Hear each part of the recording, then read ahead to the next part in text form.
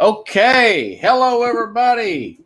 Welcome to SportsSkope. I'm your host, Robert Butler. Got a lot I want to talk about today. Is Mel, or I started to say Mel Kiper, a Hall of Famer. Maybe he is a Hall of Famer, Is Julian Edelman a Hall of Famer? It's not as cut and dry as one may think. The Masters, what we could see of consistency. Can we get consistency? We got a new pro football player, Eddie George, takes a job at a college when he's never been a coach before. Mel Kiper's new updated draft. Oh, look, guys, I've got a lot of stuff. A-Rod is going to buy the Minnesota Timberwolves. Eric Reed, the son of Andy Reid's son, charged with DWI. Officially, Jadeveon Clowney's second visit to Cleveland. Just a whole lot of stuff. But first, I want to say this, that we are in a time right now, folks, where conventional wisdom is the traditional way of doing things in the world of sports has been thrown out the window. I mean, not to beat a dead horse, but how many times have you seen a team go to the Super Bowl and then 2 years later, with a young quarterback in his prime, make a trade to get his replacement? And how many times have you seen a college hire a former player in the NFL who has zero coaching experience? TSU has had some pros. Dominique Rodgers-Cromartie, to name one. Richard Dent once went to TSU. Tennessee State University's hired Eddie George. And now Kevin Ollie, a former Connecticut basketball coach, has taken a job with this overtime elite basketball for teenagers, 15 to 16 years old, getting paid $100,000. That wasn't heard of in America years ago. So we are in a time, folks, where we're trailblazers. We're pioneers. There's just new things that are being tried that's never been heard of. Unconventional wisdom. So, like I said, everybody, and now Mel Kiper has came back and put out an updated draft, and now he has Mac Jones going for third overall. So now we've gotten 4 and 5, including Adam Schefter from ESPN, but 4 and 5 mock drafts that I trust got the 49ers taking Mac Jones. Okay, so they've got just a real quick for the players that everybody is concerned about, are concerned with, of where they going, where they may be going and whatnot. Let's go over that because I know you want to hear it. I pay for these services, everybody. Yeah. Now the Jets could get a haul for number 2. Of course, Kiper still got them taking Zach Wilson, BYU. Everybody knows the worst kept secret in the NFL, Trevor Lawrence at number 1. Like I said, Kiper now has Mac Jones officially at 3. Okay, this is where he's got some projections here that I haven't read before. He's got Miami coming up to 4. He's got Miami coming up to 4 to take not a quarterback, but Kyle Pitts from Atlanta. Okay. And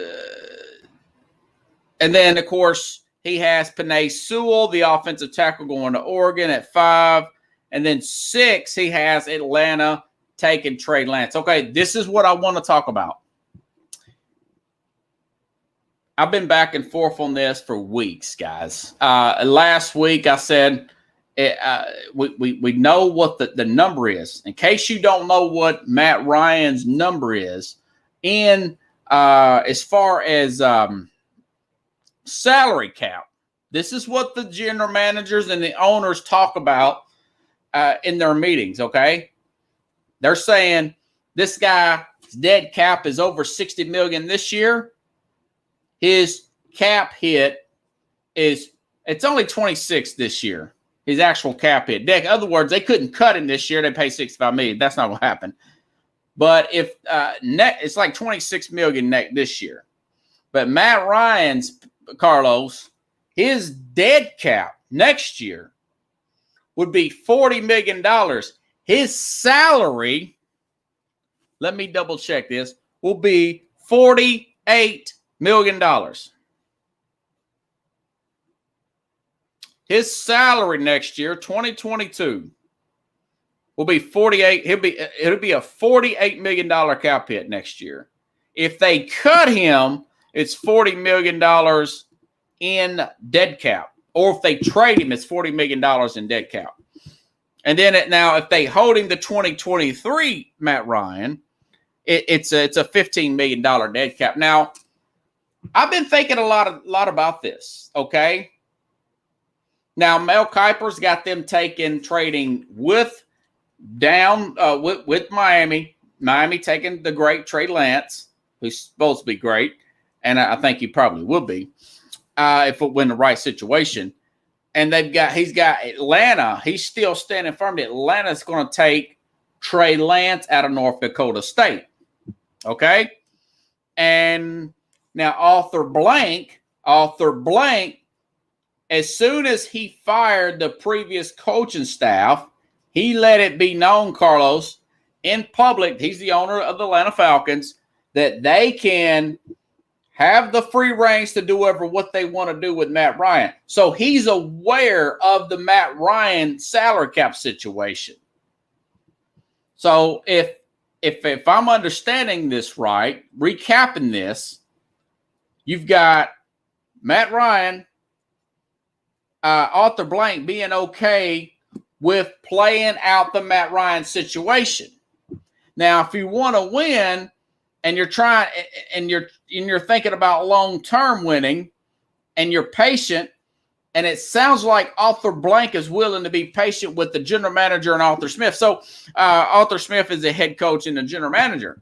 If that is true, Carlos, I would be okay with them signing because they're not going to get back and forth again. If you're planning on winning, you're not going to get that high draft pick is what I'm saying. Okay? You're not going to get that high draft pick. And Mel Kiper makes a really good point.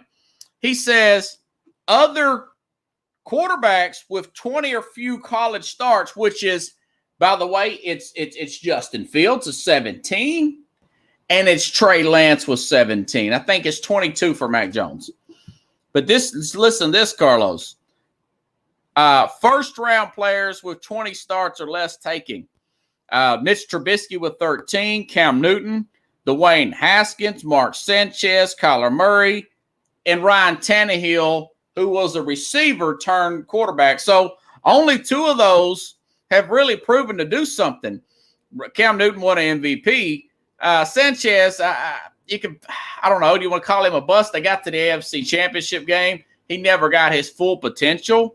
But Mr. Trubisky's a bust, and Dwayne Haskins looking that way. But Kyler Murray did win Rookie of the Year.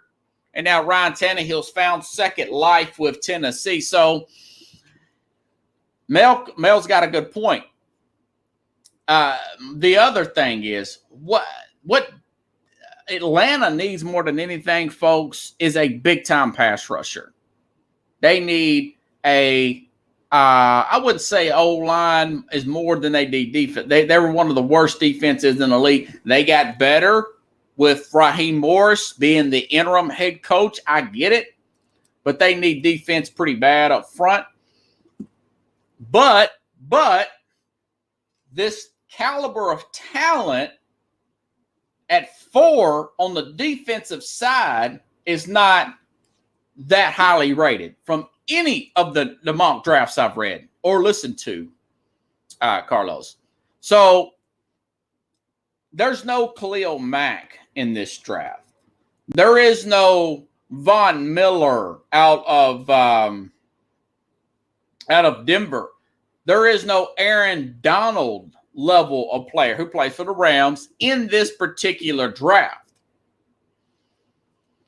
However, they've got good corners, but you really want to get like a big impact pass. They really need about 4 or 5 defensive players. They're not going to be able to get that. The cornerbacks are more from 8, 10, and down. They could use a cornerback. They can use a Patrick Surtain, a Caleb Farley, the guy from South Carolina, this Trace guy from South Carolina. They could use all that. So and of course Kyle Pitts. Now they've got a pretty good tight end, so they would have Kyle Pitts, the other tight end they have on the roster, the guy that they got from Baltimore last year, with their running game. That would be tremendous for Atlanta offensively. And then you've got Julio, Calvin Ridley, and then you've got the third receiver there. But that being said, at 4, they could afford to lose Pitts. I wouldn't lose any sleep if they took Pitts because he's that high of a caliber prospect overall. But if you're really thinking ahead with the Atlanta Falcons, you get this guy. You can hold on to him for 2 years. Matt Ryan, folks, has made over $200 million, and he's got a good attitude. He's the kind of guy that he understands this is a business. I can see a guy like a Trey Lance from North Dakota State learning from a Matt Ryan and ultimately playing under Arthur Smith. I was totally off filter about Arthur Smith when I first met him, when I first became to know him as a offensive coordinator. But he's done wonders with Ryan Tannehill and this offense here in Tennessee. This guy's his dad is the founder of FedEx. This guy's coached offense and defense. And the Atlanta Falcons hired a great defensive coordinator who I wanted Tennessee to bring back in Pease. So they're going to be better defensively. They just don't quite have the personnel. But you get a guy like Trey Lance. This guy has a very aggressive play action, attack offense, and Arthur Smith. At one time, Ryan Tannehill Tennessee had the best red zone offense in the league for about a year and a half. And, of course, ideally, you would like to trade down and get several defensive players. Atlanta needs 3, 4, 5 defensive players to compete. I think if they make the right moves, they may be able to compete with Tampa next year. Tampa's a little bit older team. So if they take Kyle Pitts, I'm not going to lose any sleep. But that being said, if they take Trey Lance and Arthur Smith has said, I'm going to be patient here because we know we're going to have a cap problem with Matt Ryan over the next 2 years, then next year is going to be the worst for dead cap. But it's $48 million you're paying him, and it's $40 if you cut him. So which one do you want to do? Pick your poison with Matt Ryan? So either way, say Trey Lance picks up on the offense and he wants to go ahead and do it, I would be okay with that too. Now, Jamar Chase, he's got, going back to Kiper's updated, he's got the wide receiver at LSU, Jamar Chase, going to Detroit. They're going to need all the help they can get. Now, he's got Carolina. Devontae Smith, wide receiver out of Alabama. Carlos, you mentioned the offensive line. Now, if they could take this Rashawn Slater to help out with Sam Darnold there, he's an offensive lineman. He's a guard / tackle out of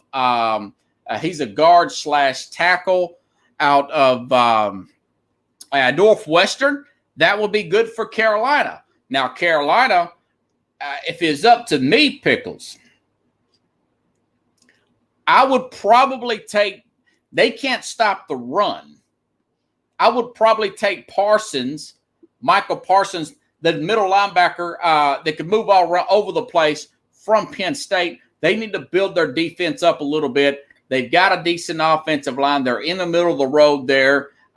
This is a really good, this Matt Rule, really good coach for a quick release. Sam Darnold's a pretty athletic guy. He's more athletic than the quarterback they had, Teddy Bridgewater. I do not agree with taking Devontae Smith with Carolina at 8. I'm reading the teams that are in question for trades and possible quarterbacks, and he's got Micah Parsons going to Denver at 9. Now, I'll say this. If Atlanta takes Kyle Pitts, I'm almost for certain that Trey Lance will probably be a Denver Bronco.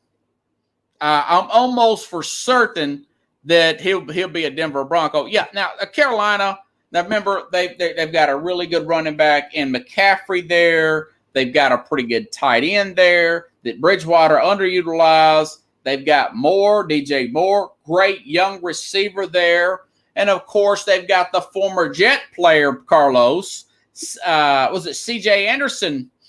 A guy can get down the field. Well, Robbie Anderson, they get downfield. So they're not that bad offensively. They couldn't stop the run.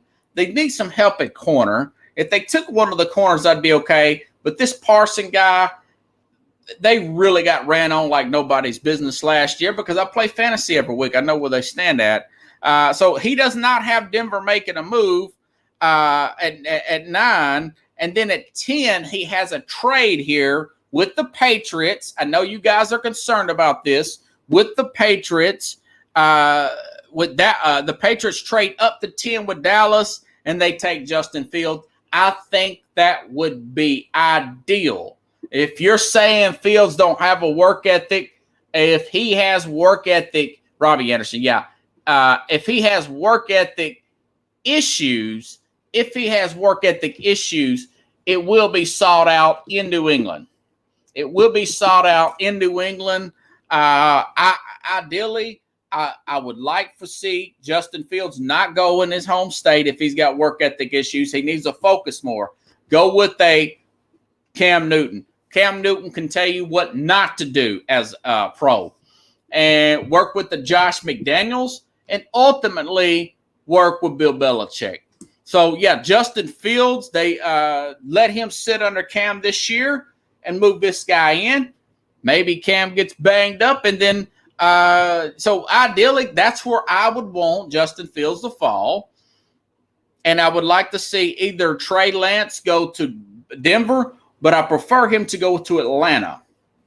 I don't know what to do. I'm just not sure about Vic Fangio. I know Denver's going to be they've got a decent defense. They've got a fair squad overall, fair roster, if you ask me. Running back, offensive line, defensive pieces. Drew Lock is not the guy. They're going to make a move somewhere. But I'm not sure if they could get the most out of Trey Lance. I'm just not sure about that coaching staff. So these are interesting. And, of course, Giants, Carlos, Jalen Waddle, Alabama player. Remember, he came back from a pretty serious injury. And the Eagles are taking Patrick Surtain. Chargers, Rashawn Slater. He's the guard tackle out of Northwestern. Now, they don't have any I've talked about this too, Minnesota Vikings. Nobody else is talking about Minnesota. Minnesota, they can do away with Kirk Cousins next year. Could Minnesota have a situation where they take in a Justin Fields or Trey Lance? They are at 14. They are ahead of New England. So there's a possibility. Nobody's talking about this. That's why I'm best, But there's a possibility Minnesota is going to do that. I know that Zimmer, the head coach there, is on the hot seat coming into this year. Keep that in mind. He is on the hot seat coming in this year. Yeah, Pickles, I'm going to talk about that here in a little bit. And he's saying Cowper's got J.C. Horn. He's a rising star cornerback out of South Carolina. going 15 to Dallas. And let me say this. I know there was a report the other day that Dallas was interested in Kyle Pitts. It would be a great pick. They've already got one tight end. They've got 2 receivers, but they can't stop anybody. If you're a Cowboys fan, you want them to hang tight at 10 if they can trade down to 15 and get a third-round pick from New England. I'm definitely okay with that. And get a, what is this guy's name? J.C. Horn. That is Joe Horn's son, Pickles, Carlos. That's Joe Horn's son. Used to play for the New Orleans Saints. His son is playing really well out of South Carolina. That would be really good. If you could trade down 5 spots, get another third-round pick, that would be ideal rather than taking a Kyle Pitts. You can't stop anybody, Dallas Cowboys, okay? And Caleb Farley, Arizona. I'm trying to see if there's any more quarterbacks. He's got Miami taking, I think this guy's name's Quiddy Payne, defensive end out of Michigan. He's getting a lot of publicity right now. So if Miami can get Kyle Pitts and Payne out of Michigan, they will have a great first round. Washington, there's nothing going on at quarterback there. Chicago's taking a tackle out of Oklahoma State. So there's not really any more quarterbacks, according to Mel Kiper, going in the first round. Okay, there was a retirement yesterday of Julian Edelman. And I'll say this. The guy, before I say what I'm going to say, he was a quarterback. He was a quarterback turned wide receiver from Kent State. Really an overachiever. Returned punts. They used him in the passing game as a quarterback pass. But all this talk about this Clay Travis out of Chicago here, out of Nashville, thinks that Edelman should be a Hall of Famer. Colin Cowherd thinks Julian Edelman should be a Hall of Famer, and I disagree with both of them. Okay? So, it's a funny thing. The first thing I thought about was, okay, what about receivers? Because everybody's talking about Julian Edelman, 1,442 yards in the playoffs. He's second only to Jerry Rice in catches and yards, okay? So I was looking at this guy, Warren Sharp, and he put down a screenshot, if I can find it. It may be it. Okay. He put down comparisons to another wide receiver who, by the way, Julian Edelman won a Super Bowl MVP, all right? He played 10 years with Tom Brady. Keep that in mind. Check that in your mind. Check that in your mind, okay? Played 10 years with Tom Brady, 11 years total, and this guy had 620 catches. There's another player who also is receiver, Pickles, Carlos, who won Super Bowl MVP. He's not in the Hall of Fame, but he had 1,000 catches, and he is 8th in playoff career yards receiving. That is Hines Ward. Hines Ward's got 1,000 catches. He's got 12,083 total yards. Touchdowns, 85 to 36. 2 Super Bowl MVPs, 4 Pro Bowls. That was from Warren Sharp. He's a pro football analytics guy, okay? Stats and analytics, Warren Sharp. What I wanted to add to that is this guy played with Cordell Stewart. I'm talking about Hines Ward, everybody, who's not in the Hall of Fame. He's been denied 5 times. He made a semifinalist 5 times in the Hall of Fame was Hines Ward, okay? He hasn't made the Hall of Fame yet. So Hines Ward has got, let's go back over his stats again. He had Cordell Stewart, Tommy Matt. Cordell Stewart was like a better football player than an actual passer. They did win 13 games in 2001. But he had guys like Tommy Maddox come from the XFL guys. He had, for half of Hines Ward's career, he had Tommy Maddox, an XFL guy, the first XFL, and he had Cordell Stewart, a guy that's not really the great quarterback, not a great passer for half his career. Julian Edelman had the greatest quarterback of all time throwing to him. So I did the math. He played 10 years with Brady, 620 catches. He averaged less than 5 catches per game, and he's a slot receiver. 5 catches per game, and he's a slot receiver. So, and Pickles, Carlos. On top of that, Julian Edelman has been suspended 4 games for PEDs. So he is not a Hall of Famer. If Hines Ward's not a Hall of Famer, which thinking about it more, he should be. And by the way, he's one of the best blockers in the history of the game as a wide receiver, blocking downfield.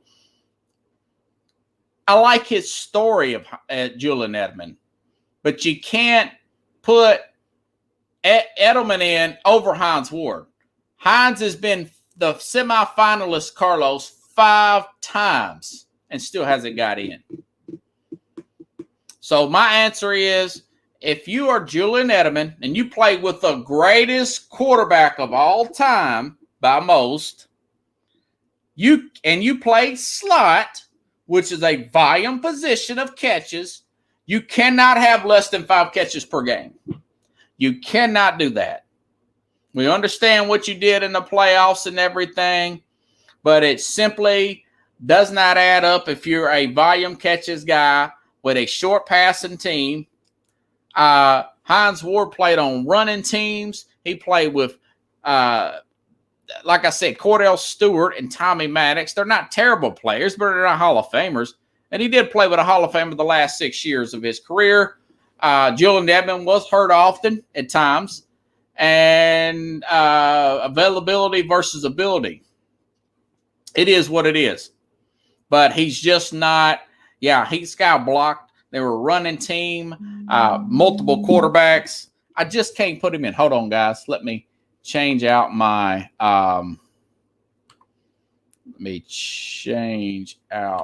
thing here. Okay. So there it is, folks. Julian Edelman is not.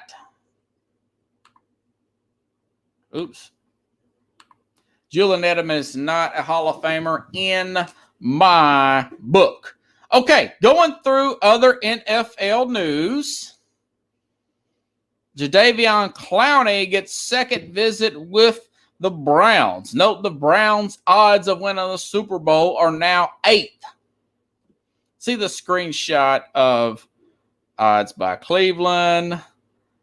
I'll tell you this. I mean, you put this guy with Myles Garrett and you get him in before training camp, Jadeveon Clowney, and you'll do something. You know, I think that these guys this year alone, they've added John Johnson from the Rams, Troy Hill from the Rams, Kendall Lehman from Tennessee, Larry Ajun. They re-signed. They lost him. Excuse me. Malik Jackson from Philadelphia. They're going to be a good team. They re-signed Rashard Higgins. Now, can they play with the pressure being on? So Cleveland right now, if they get Clowney with Myles Garrett, Clowney has to play off of another great player like a J.J. Watt. He can't be the guy. You know, some of these mock drafts have Jamar Chase maybe going to Miami.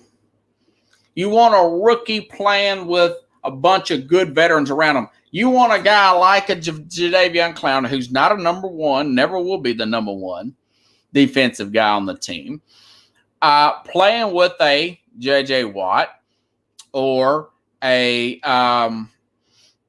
Myles Garrett level of player with great players around him. You have to keep this guy motivated. He's like a Ndamukong Suh. He plays when he wants to, but this is Cleveland. This is not the best free agent destination in the world. They are very strong on the back end now. Greedy Williams, Denzel Ward will be back with John Johnson, this Troy Hill guy.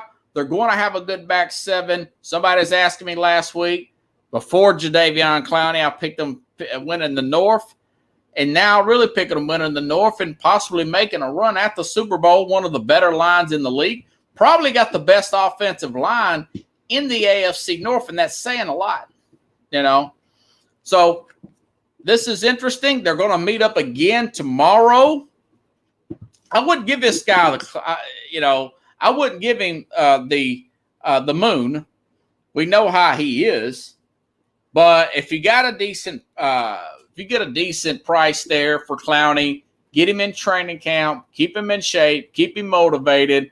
They got a shot to go pretty far in the playoffs, even without Clowney. The Browns are doing big things, and Fox Bet has them at 9.5 wins. I'm thinking I'll take the over there, Pickles. I think they're a 10 or 11 win team if they stay relatively healthy. Because I think Pittsburgh's going to take a step back, and I'm not really sure about Baltimore. They can't get receivers to go there. They have to overpay for everybody and draft players. But they do a good job doing so. Former Pittsburgh Steeler James Conner signs with the Cardinals. That's okay, but, playing him with Chase Edmonds, I think that'll be a pretty good fit there. In other news, I got a lot of stuff to talk about, folks. I don't know how I'm going to get to all of it, to be honest with you. Eddie George, former Tennessee Titan, takes TSU head coaching job. Pickles, never coached in the college game, never been assistant coach in the college game, nor the pro game. So Tennessee State University, here out of Nashville, has hired former Tennessee Titan great and former Heisman Trophy winner Eddie George to take the head coaching job at TSU. Eddie George is bringing on his former head coach of the Tennessee Titans in an advisory role, Jeff Fisher. So, Pickles, that's what that's about. He brought in Jeff Fisher to be an advisory role. Jeff Fisher was on the Clay Travis show a few months ago, telling Clay and everybody listening, or anybody listening, he would be interested in being a college head football coach for the University of Tennessee. So, also in news that Jeff Fisher is going to bring on his son Brandon to be the defensive coordinator for the TSU Tigers. So you've got Jeff Fisher going to be an advisory role. Basically, he's going to tell Eddie George how to run things, because George don't know how. George has been an actor. He was on, what was he on? Ballers, the show Ballers. And he did some stage plays. Eddie George, yeah. So he's got, a lot of people are asking, well, are you trying to follow in the footsteps of Deion Sanders, who took on another HBC, which is historically black college in Jackson State? They are 3-3. Now, Deion's had 5 years of experience as an assistant, so I got a little bit more faith that Deion would do good. Now, Eddie George working with Jeff Fisher and his son, they'll be physical, they'll play good defense, and they'll run the football. Now, Fisher is bucking for college job. Now, he's a good salesman, and he probably would be good for college. He said he's been studying the college game the last few years. I'm sure as a professional, I'm not sure if he's got a job anymore anytime soon in the NFL. His offense got very stale.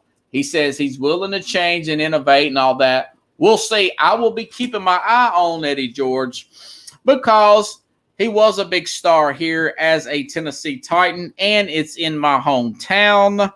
In other news, let's see. Have we done that? We've done that. Which other? Okay, Eric Reed. Little sad note here. Eric Reed, Andy Reed's son, charged with felony DWI, driving while intoxicated. This wreck left a 5-year-old devastating with a brain injury, can't walk or talk. Now, I'll say this. People ask, did that affect his coaching in the Super Bowl? My answer is yes. It was a very sad situation. I would say that there's probably going to be a major lawsuit there. And it did fit Andy Reid's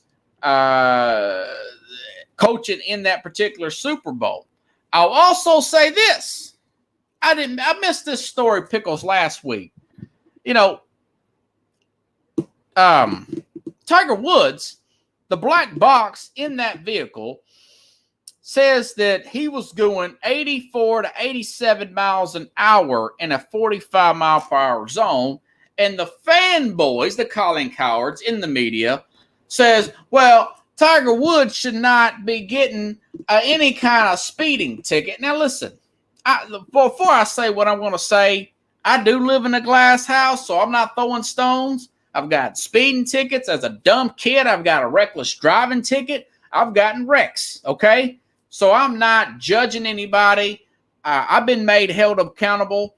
I own up my actions when I've been in a hurry. I've gotten out of tickets. I've gotten really bad tickets. I've had to go to driving school, get it off my license for insurance purposes. So why am I bringing this up? Because if Tiger Woods would have hit somebody, he could have very well, Pickles, being in the same situation that Eric Reid is in. He was doing 85 in a 45. That's reckless driving. He flipped that car over an embankment. Now, Eric Reid, a son of Andy Reid, he's probably going to go to prison for this. And I know they're going to play a hefty lawsuit. He'll probably never coach again. Well, I don't know. I know he won't coach with Andy anymore. I don't know if he'll get a job. And I believe in second chances and everything. Don't get me wrong. But it's going to be a while there. But the question about Tiger Woods and high speed, he should not get athlete privilege. He shouldn't get superstar treatment. Me and you get we get a ticket for that. I love Tiger Woods. Love Tiger Woods. Love what he did. But I would probably, if it was up to me, I would give him a ticket. You know, we don't know what happened. There still hasn't, it seems like that's still under investigation. But I got a feeling the fact that he is a big celebrity, that things are probably going to, I don't know if they're going to see if he was on any kind of medication or what. But either way, that's why I brought up the Tiger Woods thing, you know. Okay. Bouncing around. Okay, I did miss one other story. I missed it Thursday, and I almost missed it today. Going back to the NFL, Jim Schwartz was hired as a defensive coordinator for the Tennessee Titans. For those of you who don't know, he used to be the defensive coordinator for the Tennessee Titans. He was also the defensive coordinator for the Philadelphia Eagles. For those of you who've watched this show for a while, you know that I don't really care for Jim Schwartz. Jim Schwartz was rumored to be criticizing and undermining Doug Peterson, and there was other reports that Doug Peterson was being micromanaged by Lurie, Jeff Lurie, the owner, doing ridiculous meetings, micromanagement meetings every single Tuesday about the team and everything. That would have drove me crazy. With Howie Roseman, the general manager. Jim Schwartz was supposedly undermining Doug Peterson as a coach when they were working together with the Eagles. My criticism of Jim Schwartz is you can always throw on his defenses. They gave up, 400 yards in the Super Bowl and did win because they outscored the opposition. Tennessee, I do not see why a Tennessee team had played bad defense and could not really stop the run last year, had terrible times stopping the pass. Why do you want to bring in a coach whose secondary was horrible last year? He either plays too much zone or he plays too much man. Josh Travis, a friend of mine here, brought up the fact that he normally runs a 4-3 and Tennessee plays a 3-4. It makes no sense. He's supposedly, in air quotes, Pickles and Carlos, going to be a advisory board assistant to the defensive coordinator. We've got a new coordinator in here, has not been a coordinator before. I do not like this hiring. What this tells me is that Mike Vrabel don't fully trust the coordinator that he's brought in. So that is some reason for concern for me. As of right now, I don't like this. I'm leaning towards not picking Tennessee to win this division. For one thing, they're paying Ryan Tannehill $29 million in cap money next year. That's just the way the contract was rolled out. And for another thing, I'm not sure if they got enough players to help substitute the lack of pass rush that they had last year. Is Bud Dupree going to be enough? And the guy they got from the Indianapolis Colts, I'm not sure that's going to be the case. Hopefully, the pass rusher from the Miami Hurricanes will fall to Tennessee in the 20s. I'm not sure that's going to happen, or maybe the Michigan player that I just named earlier, but it looks like he's going to go the defensive pass rusher out of Michigan in the top 10 to 15. So that's a lot to be said there. Melvin Ingram's still out there. They're going to meet as much as they can. Tennessee will be better against the run, but you'll be able to throw on them. You're going to be able to throw on Tennessee again. Not a big Jim Schwartz fan. Maybe a good guy. I'm not sure. I just remember when he got fired from Detroit and took over as a coordinator for Buffalo, and Buffalo beat Detroit in the regular season, he asked his players to carry him off the field as if it was their idea to carry him off the field to show up Detroit. He's a very petty guy. Jim Harbaugh, when he was coaching the 49ers, shook his hand too hard after a close game, and he was sitting there getting mad about that. I'm just not really a big Jim Schwartz guy. I don't know what these guys are thinking, wanting to bring back Jim Schwartz. It's just a lot more bad than it is good, you know?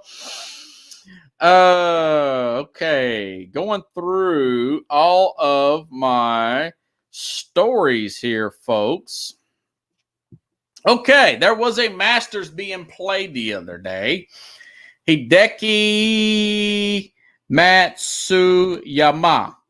It sounds like Hideki Matsui, who used to be the Major League Baseball player. Pickles, I think he played for the New York Yankees or whatever. But the Japanese native won the Masters on Sunday. Jordan Spieth, the player I picked to win, finished third.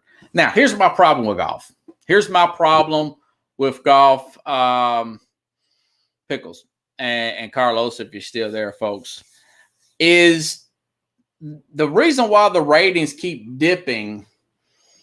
Now, they're not as bad as they were in 2020 because it was in the middle of the football season. Remember, they had COVID.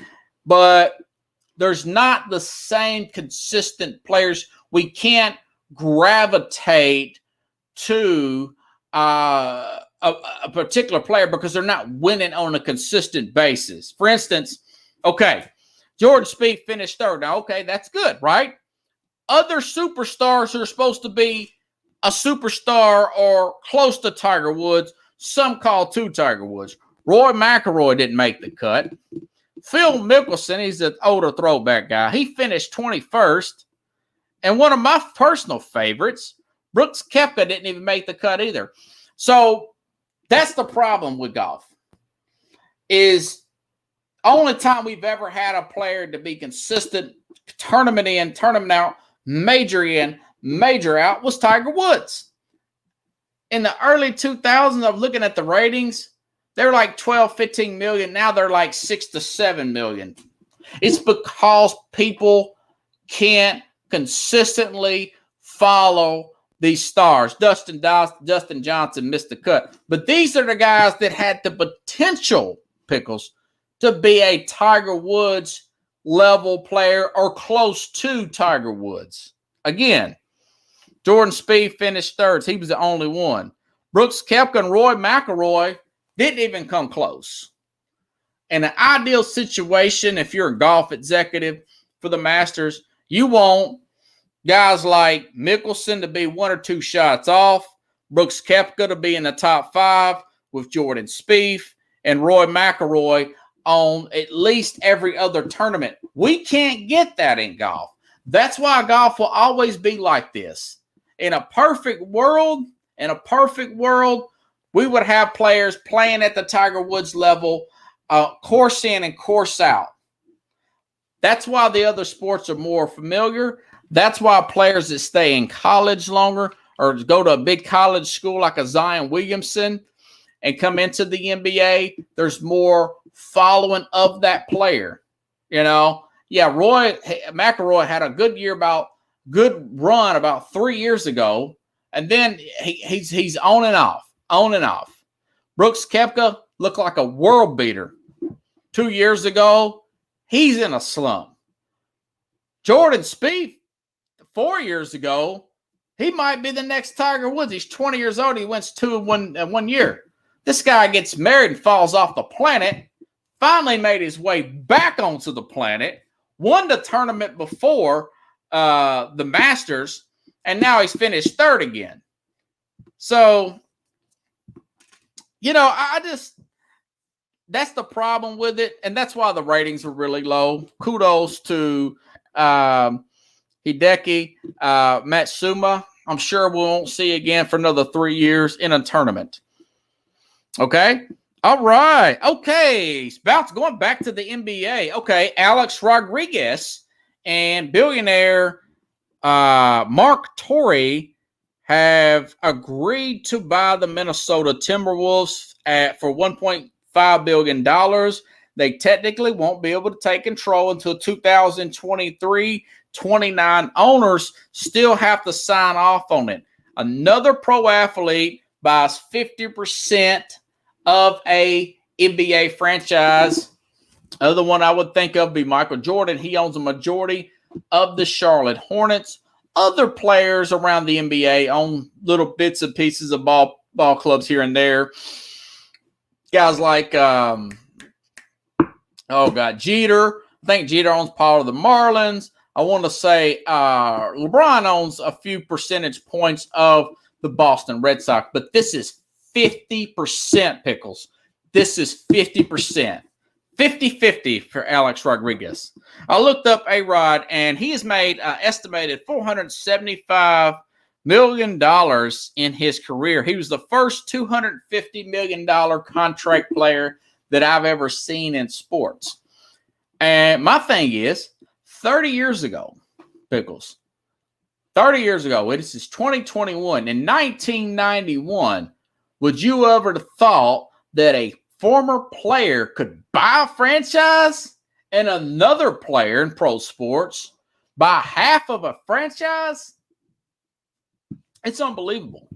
It's between the globalization of sports and just the natural growth, more people being able to see the sports, more commercials being saw, more products being sold. And, it makes me think about, again, with The Last Dance. The Last Dance talked about Scottie Pippen in 1991 signed a 7-year, $18 million contract. It was supposed to be big dollars. It was a long contract. In 1998, the league had blown up so much after the 92 Olympics that he was the 122nd highest paid player. That's why he didn't rehab in 98. He wanted rehab on company time instead of his own time, and the rest is history. Stuff like fantasy and gambling have excelled this. So back in 30 years ago, if players would have started this political stuff of making social justice messages on the courts, I do not see the game being what it is today. Michael Jordan once said, Republicans buy sneakers too. Other words, I'm not going to go around and defend part of our buying audience for your cause that I don't really believe in. That's what he's really saying. You call him selfish if you want to, but this is a business. This is a business, and you could still do that stuff outside of the arena. It's that plus getting the globalization where you do have other markets getting involved in professional sports. But the money is unbelievable, and it's a cool thing to see that A-Rod has bought this Timberwolves team. I think they'll be aggressive. I think they'll probably put together a winner eventually. Now, like I said, this won't be coming into effect till 2023. But the fact that A-Rod has made $475 million over his career, and the fact that Scottie Pippen, now he did get a big contract. I want to say that Portland gave him some money after that. He's doing okay. His son's playing, Scottie Pippen, bouncing around here, playing for Vanderbilt University, and looks like he may get drafted into the NBA at some point.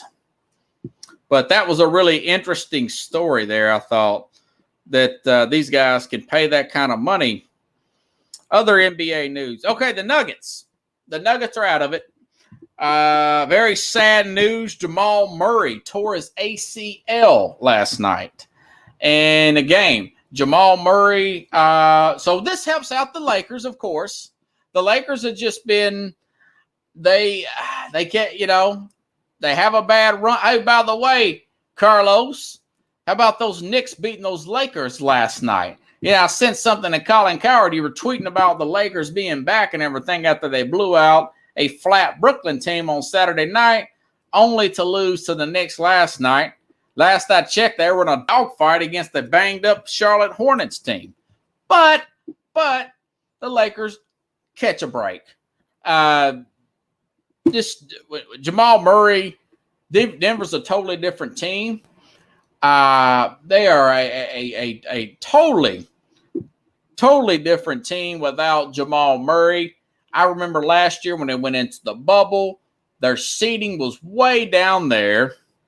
And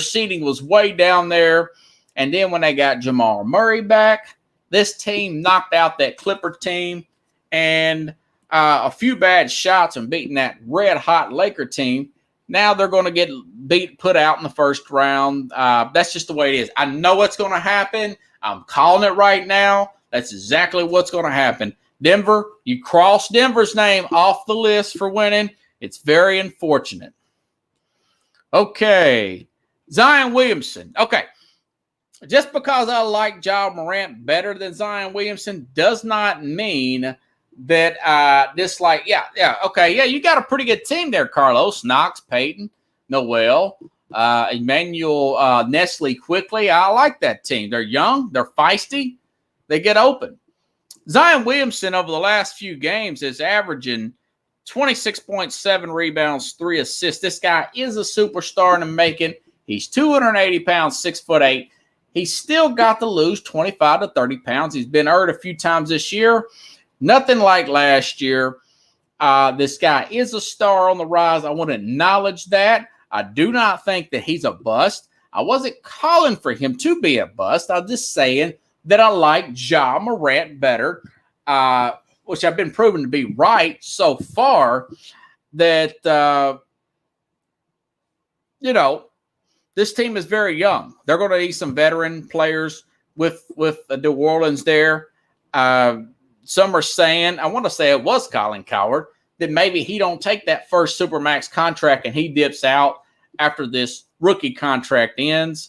Could be. The Pelicans have their hands full. Now, right now, they're not in the playoffs. I don't think. They may be in that play-in game thing. But Memphis is 8 with Ja Morant, and they're still in the playoff with a bunch of nobodies. I've talked about that last week. But Zion Williamson is a fun player to watch, but I don't know if he makes his teammates that much better. That's what I'm thinking about that. And, of course, going back to the Kevin Ollie. Kevin Ollie is taking the job with this high school student pro prospect lead. It's called the what is this thing called? I can't remember now. It's the elite prospects lead here. Hold on, I've got it screenshotted actually. Almost forgot. I got everything screenshot. I had to go through all the Overtime Elite League, which will feature up to 30 players, 16 to 18. This is what I was talking about before. Luka Doncic came from a professional environment. He played professional basketball, 14, 15 years old, like a Tony Parker there for the San Antonio Spurs. So this is being tried out here. Now, this is the league I've been telling you guys about. Kevin Durant, David Stern, the former commissioner, is involved in this league. This is a new thing here. Kevin Ollie, for those you don't know who he is, used to be the coach of Connecticut basketball team, won a national championship in 2014. Team hit a little bit of a slump once they got his players in there and from the legendary coach that he replaced. Long story short, they're still paying him back some arbitration, but he's going to take over and coach for these kids in this league here, this overtime elite league. And I told you this before, I'm totally for this. The 30 best high school students in the country, 16 to 18. I think this will make the NBA better. This will make the players more polished. We want players like Luka Doncic to be more polished. I'm thinking about the quality of the game, giving kids money. I understand, be tough to coach them, the AAU environment, but there's going to be some growing pains there. Any way you shake it, it's still a good way to get players more polished since they're going to stick with this one-and-done crap, maybe moving into the G League or maybe be more ready to play in the NBA, or they can stay with this league past 18. I'm not sure how they're going to work it. I think they'll probably, like anything, they'll probably adjust it as they go along. I do think it's a good idea. I do think that here in America right now, we're just trying new things. Coaches they're hiring players hiring coaches with no experience on football teams because of big name or promotion. You've got coaches and teams in NFL making these wild trades to come up to get another quarterback when your quarterback has taken you to the Super Bowl a couple years ago, but you're saying that this guy is injury prone and you feel like you can get the most out of him. I understand. So we're in a time right now where new things are being tried. You want to call it being a pioneer. You want to call it innovative. Hey, I'm willing to go with that. I'm willing to take a chance. Right. Yeah, Moses Malone. Kevin Garnett was the first that I seen. Remember, guys, he came before Kobe Bryant. But anyways, you guys, let me start. Oh, just did start over. Okay, if you guys like my show, share my show. Got a quick announcement to make here. If you want to donate to the program and contribute, this is a lot of hard work. Go to the ZELLE app. You can donate to sports, the word sports, word SKOPE at gmail.com. That is how you can contribute to my program. Anything would be appreciated. Again, I'm working on the Patreon account. I'll talk to some digital marketers trying to promote the show and get everything going ahead. Just one other quick announcement. I love working with the guys Mac and Jack show on Sundays. I'm there 7:30 a.m. Central Time. They're on YouTube as well. Now, the Northeast Streaming Sports, we got a little bit of a difference of opinion and vision going forward, so I'm no longer affiliated with that, but I've still got much love for those guys. Mac and Jack are great, still listen to their show, but I'm no longer got different vision for Northeast Streaming Sports. I wish Mac and Jack, and of course everybody with Northeast Streaming, the best of luck going forward, but just a little bit different vision. SportsSkope is, for right now, is going to remain an independent company. So if you're wondering why I'm not mentioning that, I just wanted to give you a heads up on that, everybody. Okay? So I will be back here Thursday, 9 p.m. Central Time, give or take a few minutes, everybody. Okay? I'll be back here, and I'll be setting up that Patreon. I've worked on a little bit. I may have to go to a digital marketer, probably get somebody to help me out, set that Patreon count up. It's really good for shows like mine. I appreciate everybody sharing my show, my YouTube folks. YouTube channel. Look for SportsSkope emblem type in Sports SKOPE. Please subscribe to the YouTube channel, everybody. It's the easiest to access and email back and forth to other people. So have a good week, good next few days. I'll be back Thursday. There's plenty going on. As you can see, I've got this stuff saved up. I will see you Thursday around 9 p.m. Central Time, give or take 10 minutes, everybody. Thanks. Have a good day. And thank you. Thank you, Pickles. Yeah, I went with the, I think that's a pink. It's not Breast Cancer Awareness Month, but I figured I'd just go with this different tone of pink era. Have a good night, everybody.